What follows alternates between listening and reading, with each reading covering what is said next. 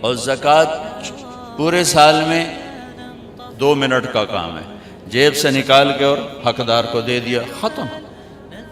یہ 15-20 دن کا حج کر کے ساری زندگی کی چھٹی، سال میں 1 دفعہ روزے 1 مہینہ، اور نماز 5 دفعہ۔ نماز میں معافی کوئی نہیں، باقی ہر چیز میں اللہ تعالیٰ نے گنجائش رکھی ہے۔ زکوٰۃ آج فرض ہوئی ہے، 1 مہینے بعد دے دو، ایک سال کے اندر جب دے دو۔ اس سال حج فرض ہو گیا ہے، زندگی میں کسی وقت کر لو، روزے میں بیمار ہو گئے ہو بعد میں رکھ لو۔ صرف ایک نماز میں اللہ نے کہا کہ یہ چھٹی نہیں ہے، اسے ہر حال میں ادا کرنا ہے، اس کی معافی نہیں۔ اس کو اللہ نے مضبوطی سے بیان فرمایا، اقیموا الصلاۃ وآتوا الزکاۃ، اقیموا الصلاۃ وآتوا الزکاۃ۔ 10 دفعہ قرآن میں آیا ہے نماز پڑھو زکوٰۃ دو، نماز پڑھو زکوٰۃ دو۔ لیکن 5 وقت کا کام ہے نا، 24 گھنٹے کا کام تو نہیں ہے۔ اہمیت کے لحاظ سے عبادات میں سب سے اعلیٰ درجہ نماز کا ہے، سب سے اعلیٰ درجہ نماز کا ہے، معافی کوئی نہیں۔ میں کہا کرتا ہوں اگر گنجائش ہوتی تو اس 14 صدی میں کربلا والوں کو گنجائش ہوتی کہ نماز چھوڑ دیتے، جو دنیا کا سب سے عجیب و غریب واقعہ ہے، ظلم و ستم میں بھی اور مظلومیت میں بھی۔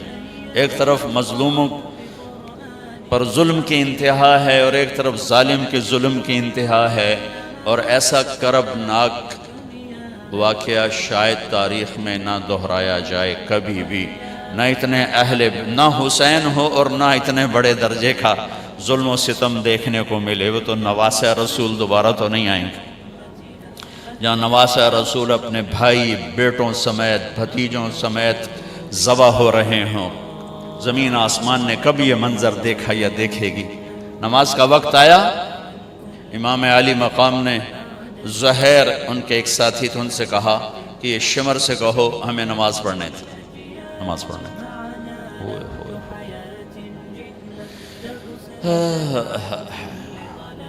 میں یوں کہتا ہوں اگر یہ قافلہ نماز نہ بھی پڑھتا تو ان کی جنت کا فیصلہ ہو چکا تھا۔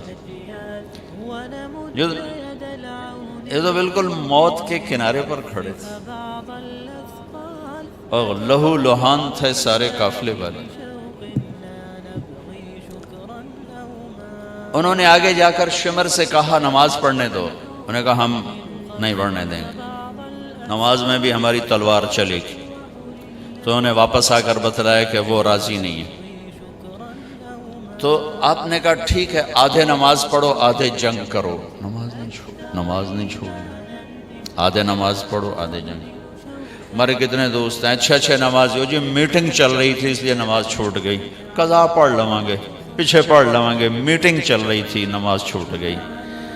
کربلا سے بڑا واقعہ انسانی تاریخ میں نہیں آئے گا، نماز نہیں چھوڑی، نہیں چھوڑی۔ آدھوں نے نماز پڑھی آدھوں نے جنگ کی، پھر انہوں نے نماز پڑھی اور انہوں نے جنگ کی، اور عصر سے پہلے سب کے سر کٹ کے نیزوں پہ چڑھ چکے تھے۔ اور یہ وہ شہزادے تھے جن کو اللہ کے نبی نے کہا حسن اور حسین جنت کے نوجوانوں کے سردار، اور ان کو یہ سرداری اس شہادت کی وجہ سے نہیں مل رہی، ابھی ماں کی گود میں دودھ پیتے تھے جب اللہ کے نبی نے کہہ دیا تھا حسن اور حسین جنت کے نوجوانوں کے سردار ہیں، جن کے نام اللہ نے تجویز کیے۔ جب حسن پیدا ہوئے تو آپ نے حضرت علی سے پوچھا کیا نام رکھا ہے؟ ان کا جی حرب کہتے ہیں لڑاکا۔ آپ نے کہا نہیں اس کا نام ہے حسن۔ پھر حسین پیدا ہوئے، آپ نے کہا کیا نام رکھا ہے؟ کہا جی حرب، کا نہیں اس کا نام ہے حسین۔ پھر آپ نے فرمایا کہ اللہ نے یہ 2 نام میرے بچوں کے لیے رکھے ہوئے تھے، آج تک کسی کو یہ نام نہیں دیے گئے، پہلی دفعہ میری اولاد کو دیے جا رہے ہیں، حسن اور حسین جنت کے نوجوانوں کے سردار۔ اور عین شہادت کے وقت میں نماز نہیں چھوڑی تو آپ لوگ میٹنگ کی وجہ سے نماز کیسے چھوڑ سکتے، یا میں میٹنگ کی وجہ سے نماز کیسے چھوڑ سکتے، یا ہماری مستورات گھر کے کام کاج کی وجہ سے نماز کیسے چھوڑ سکتے۔ یہ ایک ایسی چیز ہے جس میں اللہ نے کوئی گنجائش نہیں رکھی۔